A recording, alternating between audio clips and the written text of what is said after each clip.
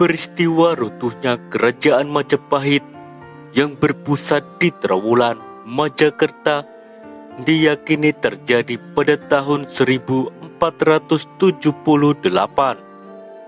Namun sering diceritakan dalam berbagai versi.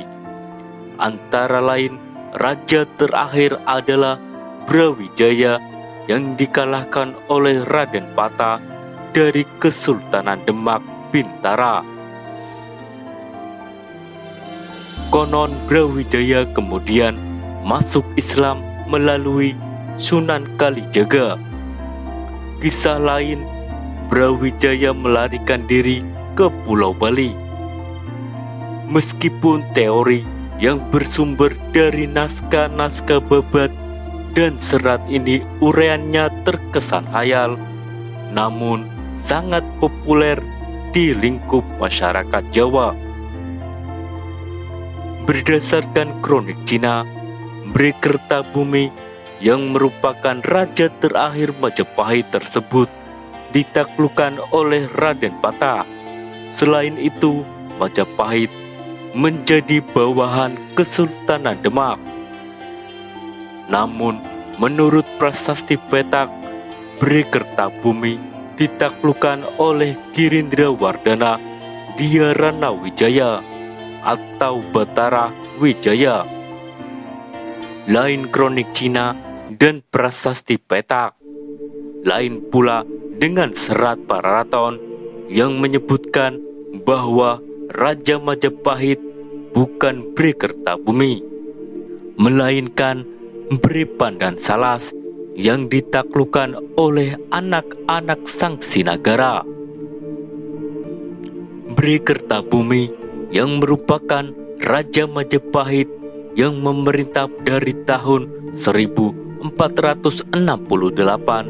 hingga 1478 tersebut sering disebut Prabu Brawijaya dalam versi Babat Tanah Jawa atau Brawijaya V.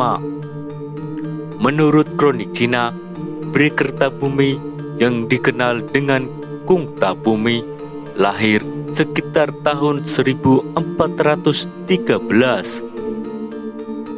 Babat Tanah Jawa menyebutkan bahwa Brawijaya naik tahta dengan menggantikan ayahnya yang bernama Prabu Pratanjung dan memerintah dalam waktu sangat lama, yaitu sejak putranya Arya Damar belum lahir hingga ditaklukkan oleh Raden Patah putranya yang lain. Bhre-Kertabumi memiliki permaisuri bernama Ratu Dwarawati, seorang muslim dari Champa. Sementara itu, jumlah selirnya sangat banyak. Dari para selir tersebut, ia memiliki putra antara lain Arya Damar, Bupati Palembang, Raden Patah, Bupati Demak, Batara Katong, Bupati Panaraga, dan Bondan Kejawan, leluhur raja-raja Kesultanan Mataram. Dalam kronik Cina yang ditemukan di kuil Sampokong Semarang mengisahkan bahwa raja terakhir Majapahit bernama Kertabumi. Salah satu putranya bernama Raden Patah yang dibesarkan oleh Arya Damar, putra Hyang Wisesa, dari seorang selir Cina. Pada tahun 1478, Raden Patah menyerang Majapahit dan membawa Kertabumi secara terhormat ke Bintara. Setelah kekalahan Kertabumi, Majapahit menjadi bawahan Kesultanan Demak. Bekas kerajaan besar ini kemudian diperintah oleh Nyolaiwa, seorang Cina Muslim, sebagai bupati pada tahun 1486. Nyolaiwa tewas karena dikudeta oleh rakyat pribumi.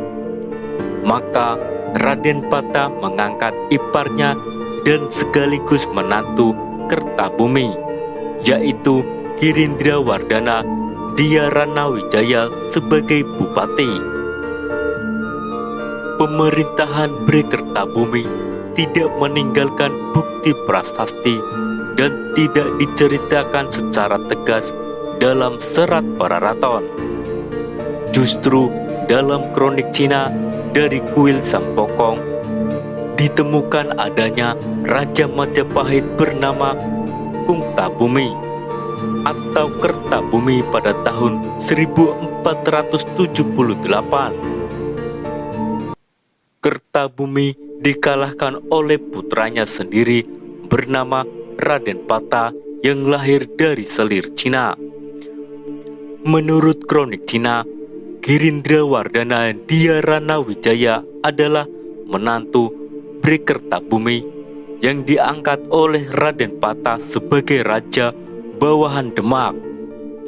Pendapat lain mengatakan Ranawijaya menjadi Raja Majapahit atas usahanya sendiri dengan cara mengalahkan Bhre Kertabumi pada tahun 1478. Pendapat ini diperkuat oleh prasasti Petak yang menyebutkan bahwa keluarga Girindrawardhana pernah berperang melawan Majapahit. Identifikasi dengan Brawijaya. Brawijaya adalah nama raja terakhir kerajaan Majapahit versi naskah-naskah Babat dan Serat, misalnya Babat Tanah Jawa dan Serat Kanda. Nama ini sangat populer dalam masyarakat Jawa, namun tidak memiliki bukti sejarah yang kuat, semisal prasasti. Oleh karena itu, perlu diselidiki dari mana asalnya para pengarang Babat dan Serat memperoleh nama tersebut. Nama Brawijaya diyakini merupakan singkatan Batara Wijaya. Menurut Suma Oriental, tulisan Tom Peirce pada tahun 1513, terdapat seorang raja bernama Batara Vigyaya yang bertakhta di Dayo, namun pemerintahannya dikendalikan oleh Pet Amdura. Batara Vigyaya merupakan ejaan Portugis untuk Batara Wijaya, sedangkan Dayo bermakna daha. Dari prasasti Jiu diketahui bahwa daha diperintah oleh Dyaranawidjaya pada tahun 1486. Dengan kata lain, Brawijaya alias Batara Wijaya adalah nama lain dari Dyaranawidjaya. Identifikasi Brawijaya raja terakhir Majapahit dengan Ranawijaya cukup masuk akal. Ingatan masyarakat Jawa tentang kekalahan Majapahit yang berpusat di Daha tahun 1527 bercampur dengan peristiwa runtuhnya Majapahit yang berpusat di Trowulan Majakerta pada tahun 1478. Akibatnya Brawijaya yang merupakan raja terakhir tahun 1527 diidentikan sebagai Brawijaya yang pemerintahannya berakhir pada tahun 1478. Akibatnya tokoh Brawijaya sering disamakan dengan Bhre Kertabumi, yaitu Raja Majapahit yang memerintah pada tahun 1474 sampai 1478. Padahal tidak ada bukti sejarah sama sekali yang menyebutkan bahwa Bhre Kertabumi juga bergelar Brawijaya.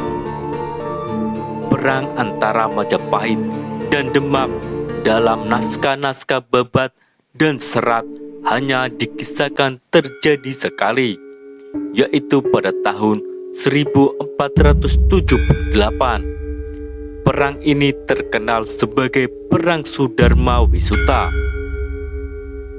Fakta sejarah yang diperkuat oleh prasasti Petak dan prasasti Diu bahwa Brawijaya dijatuhkan oleh Girindrawardhana pada tahun 1478.